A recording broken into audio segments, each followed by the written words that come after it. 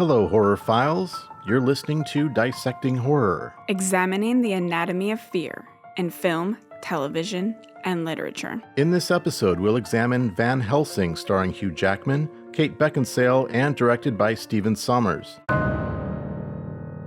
The famed monster hunter Van Helsing is sent to Transylvania to stop Count Dracula, who is using Dr. Frankenstein's research and a werewolf for nefarious purposes, according to IMDB. I have watched this film many times over the last 20 years, but unlike guilty pleasures such as The Haunting, 1999, I view this with something of a morbid fascination.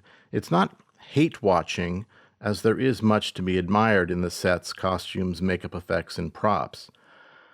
Put it this way, I've had this film on standard DVD this whole time, never quite feeling the need to upgrade to Blu-ray or 4K, if that's any indication. I don't think it's a terrible movie for what it was trying to be, but there's something silly and juvenile about it where we could have gotten something darker and deeper, especially considering the content upon which it was based. The film initially intrigued me and had me ready to go on a fun, macabre ride of so many classic horror archetypes in one film. However, it quickly reverted away from this fun homage and fell deeper into something painfully generic and half-baked, not taking the time with a few more interesting depictions and moments and stretching out the uninteresting ones. Van Helsing was written and directed by Stephen Sommers, best known for The Mummy in 1999, a film I love, by the way, starring Brendan Fraser and Rachel Weisz. According to IMDb, Van Helsing is listed as action-adventure. According to Box Office Mojo, it's categorized as action-adventure fantasy thriller. There's something almost tragic about a movie which embodies so many classic horror characters and themes, yet is never actually scary, at least not to an adult, despite all the roaring and hissing and baring of teeth. But perhaps I'm too desensitized to frights at this point. Now, I definitely agree that it doesn't take the horror and invest in it as much. It definitely feels more of an action-adventure, and even for that, it seemed to be the writing and story and character elements were just very one note and lacking. So even if you are going to kind of shift gears and make this strictly just a action film, I don't know, I shouldn't say just an action film. Action's not my go-to, go-to genre, admittedly. But I can appreciate them if they're well done and there's something compelling and interesting and exciting about it. The Mummy had a budget of $80 million. Van Helsing cost twice that at $160 million, yet it was half or even a quarter as good as The Mummy, in my opinion.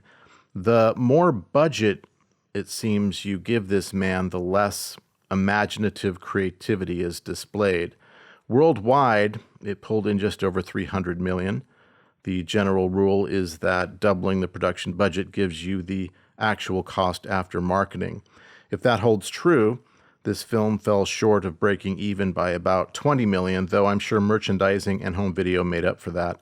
On Rotten Tomatoes, it holds a 24% critic score and 57% audience score. The CGI is horrible and incredibly distracting. I love my monsters, but it was hard to even fully enjoy most of the monster-focused transformations and attacks, while I normally would be reveling in them.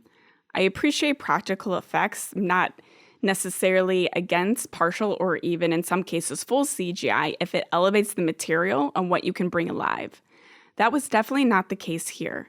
Even little things like a burning effect on the skin, which is incredibly easy and low cost to do with makeup, had such clearly digitized effects that it just felt fake and took me out of any reality or investment.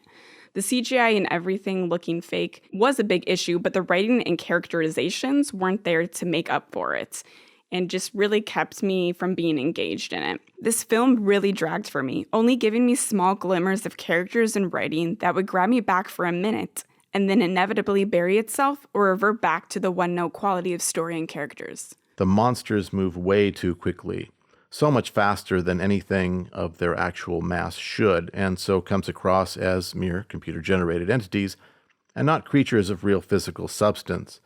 Even in the mid-2000s, I thought the CG exactly as unworkable as it looks right now, despite the effects being done by premier effects houses Industrial Light and Magic and Weta Digital, among a slew of other independent companies.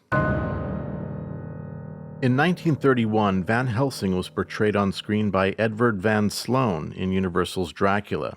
Originally an elderly academic, Sommers made him cool, a cross between Indiana Jones, James Bond, and Batman. Unsurprisingly, Sommers is documented as saying, quote, "Don't let them tell you less is more. More is more," unquote. If I could sum up this film in 3 words, it would be over the top, even crossing the line into ridiculousness. Every performance, whether human or computer-generated, was so sensationalized and ultra-comic book-esque, so exaggerated, nothing seems real anymore. Though I'm sure nothing in this film is meant to be taken too seriously, the overdramatic action does diminish the stakes when it's also cartoonish that nothing feels real. Nothing means anything. Physics-defying acrobatics, dramatic swinging across things, heroic catches, and improbable luck. Lots of flips and dives and high jumps and spinny kicks and twirly swords. Swords. Should be swords, huh? Because the W's. Yeah.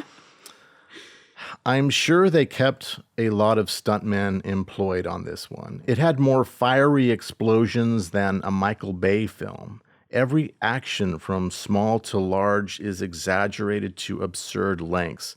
It's exhausting. I continually found myself shouting, "Oh, fuck off," or "for fuck's sake." I didn't hate Van Helsing as a character, but I didn't feel very invested in him either. Like much in the film, he is very one-dimensional and with all that much of a personality or identity. Now, I'm probably in the wrong for this, but it actually takes a lot to get me intrigued about anything. I like to think this works to my advantage since something has to be really compelling for me to consider it in any story of my own. I am not easily pleased. But you could say to Sommers, "Hey, look at this popsicle stick. We should use this in the movie." And he'll grab it and say, yeah, this is so cool. We can use it for it. And you're like, "Dude, no, I'm fucking with you. It's a terrible idea." But he runs with it anyway. And so you end up with a story written with all the enthusiasm and sophistication of a 14-year-old boy. Yeah, it's almost a little bit of a weird thing to take characters and source material that have so much depth.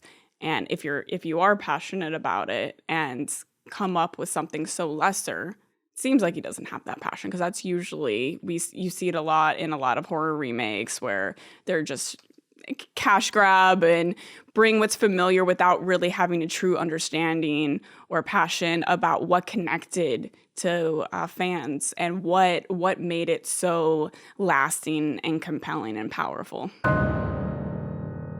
Contrary to the zombie-like 1931 Karloff performance, the Frankenstein monster here is portrayed as laughably operatic, continually wailing, and philosophical. The film begins with him loudly lamenting the death of his father, as he calls him, Dr. Frankenstein, who only brought him into existence a moment before, a man he never even conversed with, a man he could not possibly understand his relationship with. Yeah, at least one moment of bewilderment. What is this? Who am I? Life, at least have a little moment there. Yeah, just very sloppy, lazy writing, and probably things that this character in reality would never say. For me personally, it was the Karloff performance that I loved so much because he didn't say anything in that first movie anyway. It was this whole... It's like when you look at your dog and you're like, what are you thinking? Like, what are you just sitting, what's going on in your head? But in the monster, it created a sense of mystery and intrigue about if he's even alive or is he just dead or what level of awareness does he have. But when he's just so flamboyant and self-sacrificial and heroic, yeah, he's got muscles, but there's not really much there that makes sense. Yeah, agree with that. Now, there's something off, generally speaking, about the casting I can't quite put my finger on. They're all good actors, but besides being your standard overly attractive leads, few of the cast really possess that sort of Tim Burton-esque or Coen Brothers level of distinctiveness in their characters. I liked a lot about the conceptualization of the monsters, especially the goblin fairy-like bat forms of Dracula and his brides. but the execution was painful. In a moment of attack, Dracula reveals a mouthful of large, razor-sharp teeth that expand. These were a bit more bestial monster than the subtlety of the original Dracula, to say the least. But I can give them some leeway here for having the desire to amp up the level of deadliness and just for the sake of presenting a different version of what a vampire might look like. Still, it was a very cheesy, over-the-top moment. The biggest error for me is not that the effects are dated, but that they show us too much in vivid detail, leaving nothing to the imagination. I would even argue this to be the film's biggest flaw, CGI or not. Art is based around communication, and any communication is most fulfilling when it's two-way. But this film only clobbers you with one-way communication. It doesn't let you contribute anything back into it, any meaning, anything from our own imaginations. It doesn't let one think about anything. It just bombards us with excessive visuals and sounds. The result is not a particularly engaging experience and leaves one feeling beaten down for 2 hours and 14 minutes. Again, not unlike a Michael Bay film. Yeah, I definitely can't say I felt really any connection, and any that I did was more in fleeting moments of what was already established in these original characters, and then was really only a letdown with what they did with them. The dialogue is fairly atrocious, and for as many stabs at lighthearted humor, although it did lighten the tone, there was little funny here to me. Its humor was more broad, which is to say, obvious humor, complete with a bungling comic sidekick. Yet I cannot condemn this film entirely. Part of me appreciates the grandeur, the spectacle, and sheer scale of all the work that went into it from its many craftspeople. Barely, though. Perhaps the 10-year-old me would have loved it. Regardless, I have to say the ending to me was as cringy as the end of The Rise of Skywalker, and even includes the cliche of riding off into the sunset. Literally. What's most lacking in Van Helsing is the story and emotional investment. If you simply want a film with a lot of action-heavy battle moments and some supernatural elements thrown in, this might be enough to satisfy you. It just didn't do it for me. For me, this does not feel like it was made for the fans. It feels too watered down, generic, and lacking in identity. I think the standard of writing and depth just needs to be higher. Hold on to the horror and complexities of these characters. You can explore that in new ways, times, or settings, but you must honor the roots. The music was composed by the legendary Alan Silvestri, who wrote the iconic scores for Back to the Future, Forrest Gump, Predator, and The Avengers. It was distinctive enough, but could not save this movie. Instead of elevating it to a higher state, the rest of the film brought the score down to something more generic when set against all the cringy actions portrayed. The score, like everything else in the film, felt very swashbuckling, meaning depicting excitement and adventure, especially in a historic setting. Not sure how swashbuckling fits with Universal Classic Monsters, but that's what we got. I briefly looked on some of the awards for this film. There were a lot of nominations, a couple of awards, and I think the music was the only legitimate award that it won. It was also nominated or won some awards for being the worst in their selective categories. Let me see, Fangoria Chainsaw Movie Awards. It was nominated for Worst Horror Film of the Year. It did not win. Actually, The Village won. Really? Which I like The Village too. Wow. But I know it angered some people, so I guess that makes sense. And then as well, Richard Roxburgh and Kate Beckinsale were both nominated. They were both nominated for Worst Accent. And Beckinsale was also nominated for Worst Actor. Roxburgh took the win on that one. Which I didn't like him particularly. Again, I didn't love that version of Dracula, but it seemed more what was written for him, and just their vision of Dracula just didn't do a lot for me more than his performance being noticeably just horrible. During the commentary, Stephen Sommers and the editor/producer, they say that they're recording it a week before the film is released, and they have no idea how well it's going to be received. And something about that just makes me feel kind of like bad for them. They seem very pleased with it, and they were talking about test screenings, and all the cheering and laughing, constant uproarious enjoyment by everyone who watched it. And there seems to be some fans. Sometimes will log and see other people's opinions on like Letterboxd as one platform. And yeah, I just saw some comment that really enjoyed it and thought this is a film really made for universal monster fans. And I'm like, really is it? But I guess it hit with some people, but overall definitely doesn't have a very high approval rate. If you enjoyed this deep cut, you'll love the podcast in full.